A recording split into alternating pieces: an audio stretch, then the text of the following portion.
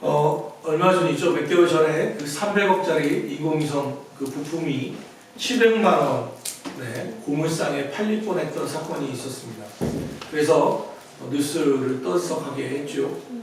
그 부품이 인공위성의 그러니까 고도를 유지하게 하는데 핵심적인 부품이라고 합니다. 그래서 그게 약 300억 되는 건데요. 그게 700만 원에 고물상에 팔렸던 것을 11만 원에 다시 찾아오는 일이 있었죠. 이 인공위성의 이름이 뭐였냐면 나로우입니다. 나로우 기억하실지 모르지만 2009년도 8월 그리고 2010년 6월 연속해서 계속해서 발사를 했지만 다 실패로 돌아갔었습니다.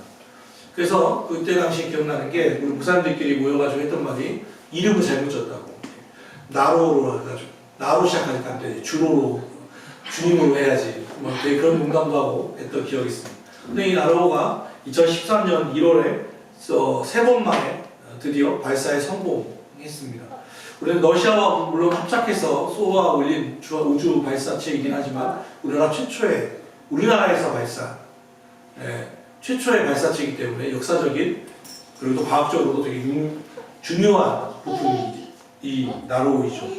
그런데 이렇게 역사적으로 중요한 그리고 또 현재도 당연히 쓸 수 있는 300억짜리 이 부품이 왜 700만 원에 팔렸나를 감사원에서 감사했습니다. 그리고 발표했는데요. 이 일을 맡았던 사람이 누구냐면 그 우주항공연구원에 들어간 지 입사한 지 3개월짜리 직원이 이 부품 판매업을 맡았다는 거예요. 그러니까 그 사람이 볼 때는 이 부품이 정말 가치가 없었던 거예요. 그래서 그걸 팔아버린 거예요. 그럼 어떻게 찾았나 봤더니 그 전 담당자가 이 일에 쭉 관여했던 전 담당자가 그 부품을 찾아보니까 없어서 이게 왜 없어졌지 찾아보니까 고물상에 가 있는 거죠. 그래서 이걸 되찾아 와야 한다고 부원장도 원장한테 계속해서 보고를 했는데 그분들도 이 보고를 받아들이지를 않았습니다. 그래서 본인이 직접 가서 이거 딴 데 팔지 말라고 사정하고 자기 사비로 500만 원을 다시 되찾아오는 일이 있었습니다. 완전한 참 희한한 일이 벌어진 거죠. 그런데 또 그럴 법도 하고요. 300억짜리 부품이 누군가에게 올 때는 가치 없는 고물로 보이지만 그 모든 과정을 겪어본 사람은 그 가치를 아는 거죠. 가치 있는 것을 그 가치를 볼 수 있다는 것은 얼마나 아름다운 일입니까? 오늘 설교의 제목을 요나의 불신, 요나의 믿음 없음이라고 지었습니다. 좀 그런 생각이 들잖아요. 설교 제 고민을 좀 했어요. 요나의 불신이 맞나? 요나는 어떤 사람입니까? 선지자잖아요. 이 사람의 믿음이 얼마나 대단하면 니느웨의 회개를 선포하고 이들을 회개를 하지 않을 거라고 생각하고 니느웨는 아시리아라고 하는 제국의 수도거든요. 그러니까 거기에 이들을 회개 안 하면 하나님이 멸망시킬 거야 라고 생각하고 그거 구경하려고 언덕에다가 초가집을 짓고 구경하고 있는 사람이에요. 대단한 믿음 아니에요? 하나님이 능력이 바라시면 수도 하나를 멸망시킬 거라고 하는 것을 믿는 사람이잖아요. 그뿐입니까? 그는 아시는 것처럼 누구도 피노키오 외에는 하지 못했다는 그 큰 물고기 뱃속에 들어갔다 나오기도 했던 사람이잖아요. 요나가 왜 믿음이 없나? 대단한 능력을 갖고 하나님의 능력을 믿고 있는 사람인데 왜 믿음이 없다고 설교 제목을 졌나? 그런데요, 요나는 믿음이 없는 게 맞습니다. 아니, 좀 더 분명하게 말하면 그는 하나님도 믿고 구원도 믿고 진리도 믿고 하나님의 능력도 믿고 하나님의 심판하심도 믿는 사람입니다. 그런데 뭐에 대한 믿음이 없냐면 하나님의 사랑은 믿지 않는 사람입니다. 그에게 믿음은 있지만 사랑은 없어요. 그는 하나님의 사랑을 믿지도 않았고 사랑을 거역했어요. 사랑을 외면하고 있는 사람이에요. 하나님의 사랑이 못마땅한 사람이에요. 이에 대해서 사도 바울이 이렇게 이야기했어요. 내가 사람의 방언과 천사의 말을 할지라도 사랑이 없으면 소리나는 구리와 울리는 꽹과리가 되고 내가 예언하는 능력이 있어 모든 비밀과 모든 지식을 알고 또 산을 옮길 만한 믿음이 있을지라도 사랑이 없으면 내가 아무것도 아니요. 그가 산을 옮기고 모든 비밀을 이야기하고 예언할 대단한 능력을 갖고 있다 할지라도 하나님의 심판을 믿는다 할지라도 하나님의 사랑을 믿지 않으면 그는 아무것도 아니라는 사람이에요. 요나는 믿음이 없는 사람이 맞아요. 요나의 모습을 어떻게 이해할 수 있습니까? 요나를 좀 이해하려면 요나가 자기를 뭐라고 생각하는지를 봐야 하는데 요나서 1장 9절에 보면 요나가 이렇게 얘기하거든요. 요나가 다시스로 가라고 하는 그러니까 하나님이 니느웨로 가라는 말에 싫어서 다시스로 가는 배를 타잖아요. 이 스트레스 때문에 그가 배 밑에서 자고 있을 때 태풍이 오죠. 그래서 누구 때문에 왔나 제배 뽑았던 요나가 걸렸어요. 그래서 요나가 너 누구냐? 라고 하는 그 선원들의 대답에 대해서 이렇게 얘기하거든요. 나는 히브리 사람이요 바다와 육지를 지으신 하늘의 하나님 여호와를 경외하는 자로다. 자기가 자기 인식을 뭐라고 했냐면 나는 히브리 사람이요 하나님을 경외하는 사람이다 라고 자기 스스로가 자기를 그렇게 보는 거예요. 히브리 사람이다. 그거는 뭐 별 말이 없죠. 히브리 사람이에요. 그런데 또 하나는 하나님을 경외한 자다 라고 자기가 스스로를 이야기해요. 근데 하나님을 경외하는 자니까 하나님을 경외한 자는 누구를 의미하는데 이렇게 반응하는가를 봐야 돼요. 하나님을 경외한다는 말을 우리나라 그 성경에서 최초로 인정받는 사람이 누구냐면 아브라함입니다. 창세기 22장에 아브라함에게 하나님이 하신 말씀이 네가 이제 하나님을 경외하는 줄 압니다 라고 하세요. 근데 어떤 사건 때 그렇죠? 창세기 22장은 그가 100세에 낳은 이삭을 번제물로 바치라고 하는 하나님의 명령에 순종했을 때예요. 이해할 수도 없고 납득할 수도 없는 그 상황에서 번제물로 이삭을 바치려고 할 때 하나님이 천사가 급히 나타나서 하는 말이 그거예요. 멈추라고. 그러면서 하시는 말씀이 이거예요. 네가 이제야 하나님을 경외하는 줄 알미라.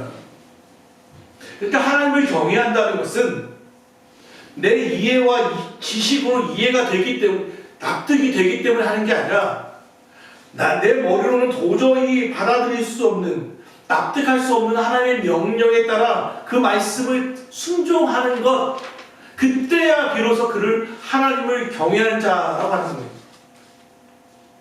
하나님의 성품과 능력을 믿기 때문에 하나님이 내 아들을 이렇게 죽이지 않을 거라는 믿음, 성품 아니 히브리서들은 뭐라고 말하냐면 그가 이렇게 죽는다 할지라도 다시 부활할 거라는 믿음을 가지고 있었다라고 하고 있거든요. 아브라함은 하나님에 대한 사랑을 하나님 이런 분은 아니시라는 것을 믿고 있었어요. 그게 하나님을 경외하는 자예요. 그런데 요나는 스스로 나는 하나님을 경외하는 자라고 말했지만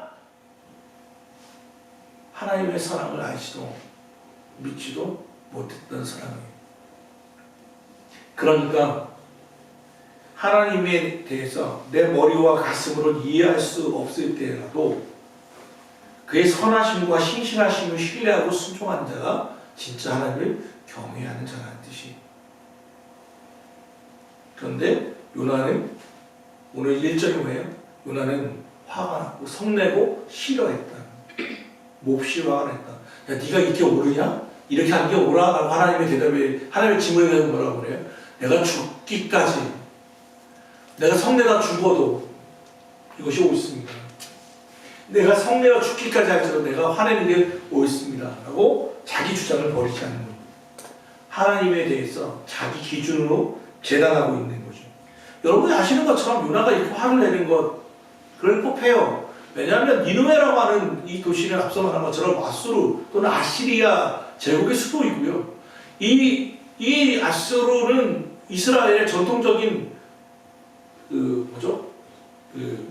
적이에요. 적. 우리로 말하면 일본 비슷해요.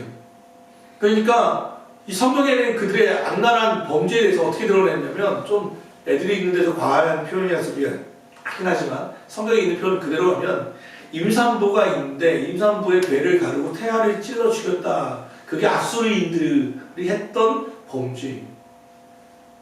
그냥 전쟁에 사람을 죽이는 건 예사이지만 그렇게까지 민간인에 대해서 학살을 했던 자들이 바로 아수르인들이었어요. 그러니까 이들에 대해서 하나님이 징계하겠다고 했으니까 요나가 얼마나 신났겠어요. 그런데 하나님이 자꾸 뭐라고 말해요? 가서 회개를 선포하라고. 회개를 선포했다가 만약 이들이 돌이키면 하나님이 이 뜻을 돌이킬 거라는 걸 알고 있었어요. 그러니까 요나는 거기 가고 싶지 않은 거예요. 그가 이렇게 얘기하거든요. 여호와여, 내가 고국에 있을 때에 이러하겠다고 말씀하지 아니하였나니까. 그러므로 내가 빨리 다시스로 도망하였사오니 주께서는 은혜로우시며 자비로우시며 노하기를 더디하시며 이레가 크시사 뜻을 돌이켜 재앙을 내리지 아니하시는 하나님이신 줄을 내가 알았음이라. 하나님이 은혜롭고 노하기를 더디하시고 혹시나 이들이 회개하면 싹 하나님이 재앙을 버리지 않을 것 같으니까 내가 안 가겠습니다. 그런데 어쩔 수 없이 하나님이 끌려가니까 사흘길을 걸어야 할 그 니느웨를 며칠 만에 하루길로 다니며, 그러니까 불성실하게 전했다는 말이에요. 그러니까 구석구석 다니는 게 아니라 대로변을 다니면서 그냥 회개해라, 40일 만에 망한다, 잘 들으면 안 되니까 조용히 하면서 지나갔단 말이에요. 그런데 이 말을 또 찰떡같이 들어가지고 니느웨 사람들이 다 회개하고 하나님의 뜻을 돌이키니까 얼마나 화났겠어요. 니느웨에 대한 이스라엘 백성들의 감정이 그랬던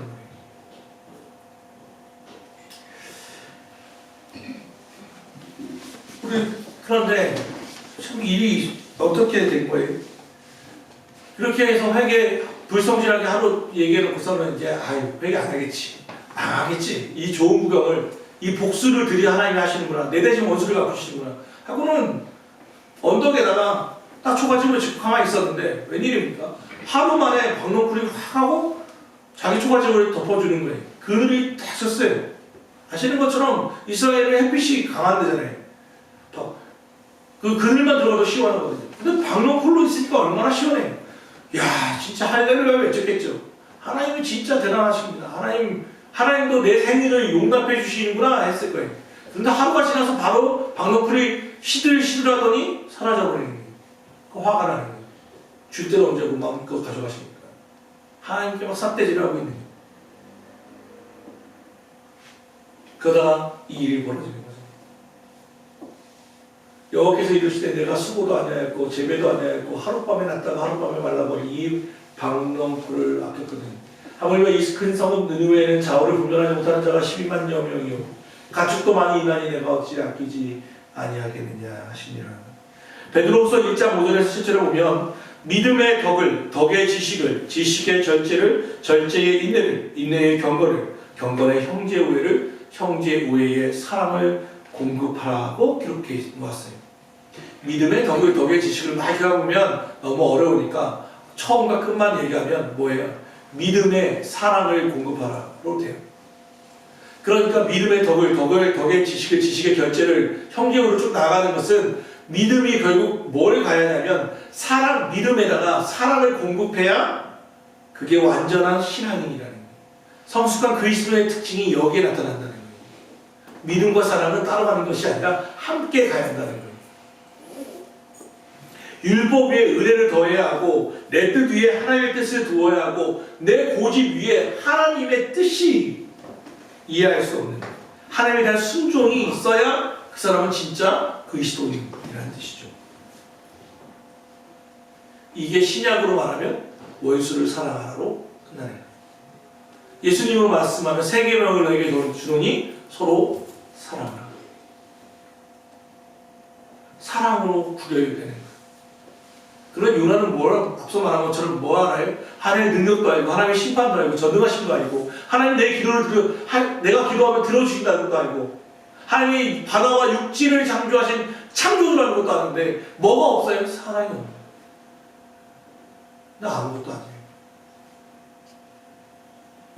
요즘 우리 저와 같은 현대 그리스도인들의 모습을 보면 예전에 저희 어머니 세대를 보면 그 비교해 보면 얼마나 지금 많이 발전해 있는지 모릅니다. 성경 공부 교재만 해도요 수십 가지 종류가 나타났어요. 제자훈련 교재는요 각 교단별로 각 교회마다 차고 넘치고요. 성경 세미나는 요즘은 다 비대면이라고 해도 온라인으로 다 전국 세계에서 세미나를 하고요. 성경 지식에 대해서 알고 싶으면 정말 수많은 곳에 있어요. 말씀을 듣고 싶으면 유튜브 틀어서 내가 좋아하는 말씀을 쇼핑하듯이 내가 좋아하는 목사님들 설교 다 한번에 들을 수 있어요. 그리고 내 지식도 넓힐 수 있어요. 성경 지식도 넓힐 수 있고 심지어는 내 감동도 받을 수 있어요. 그리고 어머니 세대는 없었던 큐티라는 것도 해요. 새벽 기도라는 것도 있고요. 우리 교회도 나눠주고 있지만 그 읽으면 내가 뭐 할 거 없어요. 쭉 읽으면 돼요. 얼마나 편하고 얼마나 넓어졌는지 하나님에 대한 지식이 편만한지 홍수 같아요. 그러나 아모스의 말씀이 있지요. 홍수 속에 마신 물이 없다고. 정말 많은 그리고 많이 개발되었는데 그때와에 비해 믿음을 얻을 수 있는 수만 가지 교재들이 개발되어 있는데 뭐가 사라져가냐면 타인에 대한 사랑이 사라져가고 심지어는 자기 자신에 대한 사랑도 없어졌어요. 자기 자신도 사랑하지 않아요. 뭘 하면 돼요? 급격히 늘어난 자살률을 말해요. 하나님이 정말 나를 사랑하시나? 사랑하시긴 하나? 사랑하시는데 왜 이런 고난을 주시지? 이 고난이 끝내지지 않지? 하나님의 사랑에 대한 불신이 표면에 있어요. 상황과 환경에 따라 하나님을 판단하고 하나님의 사랑을 의심하는 일이 널려 있단 말이에요. 그러면 어떠십니까? 그런 고민을 하고 있는 분에게 오늘 주의 말씀이 있어요. 로마서 8장 32절. 자기 아들을 아끼지 아니하시고 우리 모든 사람을 위하여 내주신 이가 어찌 그 아들과 함께 모든 것을 우리에게 주시지 아니하겠느냐. 우리가 교회에 왜 십자가를 답니까? 왜 교회마다 밤에 가면 빨간 십자가가 항상 교회의 상징이 되었습니까? 뭐에 대한 것입니까? 십자가는 극단적으로 말하면 십자가는 하나님의 사랑에 대한 표시. 하얀 믿음이 아니라 물론 천국에 대한 소망, 예수 그리스도에 대한 믿음 다 포함되지만 좀 극단적으로 말하면 하나님에 대한 사랑을 표시하는 게 십자가죠. 십자가를 계속 귀걸이도 하고 목걸이도 하는 이유예요. 왜요? 하나님이 자기 아들을 내어주실 만큼 나를 사랑하셔, 나를 위해 목숨을 버리셨어 라는 상징이 바로 십자가예요. 그리고 우리 십자가를 보면서 하나님의 사랑에 대해서 의심한다는 거예요. 요즘 저도 젊은 축에 속하지만 여전히 가끔 제 또래, 제 친구들이 먼저 세상을 떠났다는 소식들이 들려와요. 목사님들께 모여도 항상 하는 말이 건강에 대한 얘기가 많이 주를 이루어요. 몸이 어떻고 뭐 이런 얘기 한단 말이에요. 그래서 저에 대한 두려움, 제가 미래에 대해서 두려운 게 뭐냐면 생각해보니까 제가 천국에 대해서 두렵겠습니까? 아니면 뭐가 아쉽겠습니까? 그런데 딱 하나, 만약에 나에게 걸리는 게 있다면 딱 하나가 그거예요. 사랑하는 아들, 사랑하는 딸을 미래를 함께 하지 못한다는 것에 대한 두려움이 있어요. 얘네들 시집장가 가는 것은 보고 가고 싶은데 또는 이 아이들이 낳는 아이들 정도는 안아보고 이 세상을 떠났으면 좋겠다. 그걸 하지 못할 것 같은 두려움이 있어요. 또 준비되지 않았을 때 내가 갑작스럽게 세상을 떠났을 때 얘네들에게 닥칠 슬픔, 얘네들이 감당하지 못할 그 슬픔에 대한 미안함이 있어요. 아마 부모님들은 다 그런 마음들이 있을 거라고 생각해요. 그러다가 다시 한번 오늘 말씀을 설교를 준비하면서 다시 한번 생각했어요. 하나님의 마음을 다시 한번 생각하게 됐어요. 좀 저한테 극단적으로 누군가 물어본다면 인류 60억을 위해서 내 아들을 바치면, 내 딸을 바치면 이들을 다 살릴 수 있어. 자, 내 딸을 바칠래? 내 아들을 죽일래? 저는 절대 그렇게 못할 것 같아요. 내가 모르는 60억보다 내 새끼가 더 중요해. 내 새끼가 더 중요하다는 거예요. 그런데 하나님은 같은 동급의 사람도 그럴 텐데 사람을 넘어서 창조주와 피조물 관계잖아요. 피조물이라는 말은 그냥 흔히 던지는 말이 아니라 여러분이 싫어하시는 바퀴벌레나 개미, 벌레 같은 것과 비슷해요. 찬송가에 보면 벌레 같은 날 위에 라는 이 표현이 겸손의 표현이 아니라 창조주와 피조물의 관계는 그런 거예요. 이건 이해도 할 수 없는 거예요. 우리 머리는 도저히 상상도 할 수 없는 거예요. 그런데 창조주가 갑자기 뜬금없이 피조물을 위해서 죽겠다는 거예요. 피조물의 죄를 위하여. 그런데 창조주가 잘못한 것도 없어요. 그런데 어느 날 피조물과 똑같은 모습으로 이 땅에 오시더니 누구의 손에? 당신이 만들어내신 그 피조물의 손에 맞고 침뱉음 당하고 십자가에 못 박혀 죽는 거예요. 그러면서 사랑한다고 이야기하는 거예요. 이게 이해가 가요? 도저히 이해할 수 없는 거예요. 물과 피를 다 쏟으며 그렇게 얘기하는 거예요. 내가 너희를 이만큼 사랑해. 그러니까 내 사랑을 이해하지 마. 이해하려고 하지 마. 그냥 받아들여. 그게 믿음이에요. 이해할 수 없는 거예요. 공수와 공식이 아니에요. 그건 도저히 이해할 수 없는 거예요. 그냥 받아들이라는 거예요. 그게 십자가예요. 자기 아들을 아끼지 아니하시고 우리 모든 사람을 위하여 내주신 이가 어찌 그 아들과 함께 모든 것을 우리에게 주시지 아니하겠느냐. 질문이잖아요. 오늘 말씀의 끝은 어떻게 끝나냐면 이렇게 끝나죠. 여호와께서 이르시되 내가 수고도 아니하였고 재배도 아니하였고 하룻밤에 났다가 하룻밤에 말라버린 이 방명풀을 아꼈거든. 하물며 이 큰 성읍 니느웨에는 좌우를 분별하지 못하는 자가 12만여 명이요 가축도 많이 있나니 내가 어찌 아끼지 아니하겠느냐로 끝나요. 여기에 대해서 제대로 끝내려면 요나가 이 말씀을 듣고 회개해야겠다, 또는 이 말씀에 대해 요나는 여전히 화를 내었다로 끝나면 좋을 것 같은데 소위 열린 결말이에요. 하나님의 질문은 있고 대답은 없어요. 어떻게 했는지 얘기는 안 나와요. 그 왜 이렇게 끝난 줄 아세요? 우리에 대한 질문이에요. 내가 이것을 이것도 아끼는데 하물며 이것도 아끼지 않겠느냐. 로마서 똑같잖아요. 내가 예수님도 내 아들도 너희를 위해 죽였는데 다른 거 아끼겠느냐? 이건 질문이며 감탄이잖아요. 여기에 대한 대답은 우리에게 있는 거예요. 우리에게. 여기에 대한 다음 성경 구절은 여러분이 쓰시는 거예요. 아끼지 아니하겠느냐. 요나는 어떻게 반응했을 것 같습니다. 그가 무릎을 꿇고 옷을 찢으며 니느웨 사람들과 같이 회개했을까요? 그가 하나님의 사랑에 대해서 감격하였을까요? 아니면 여전히 죽기까지 성내는 것이 옳습니다 하고 자기 고집을 끝까지 끌고 갔을까요? 여러분이 여기 다음에 구절을 써보시죠.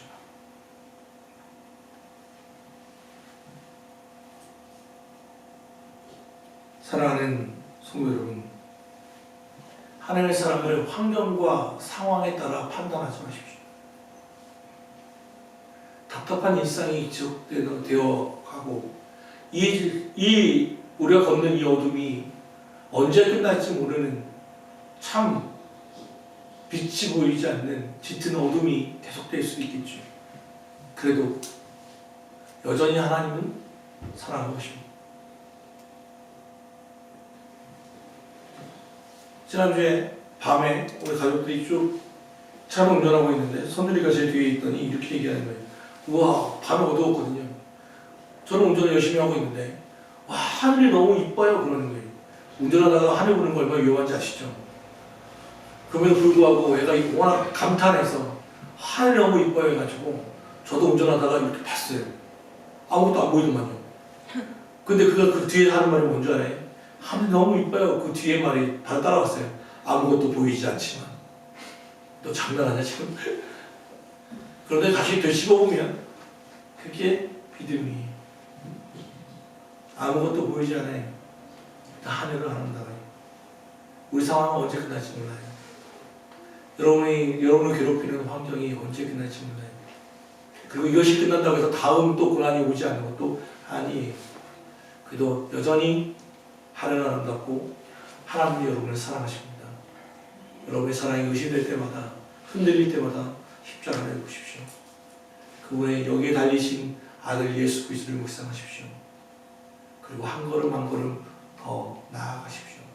나아갈 수 없다면 그 자리에 서 계십시오. 버티십시오. 물러서지 마십시오. 그리고 도움을 구하십시오.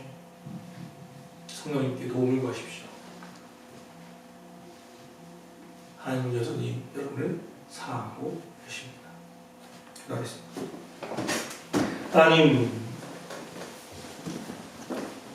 우리의 믿음 없음을 불쌍히 여겨주옵소서.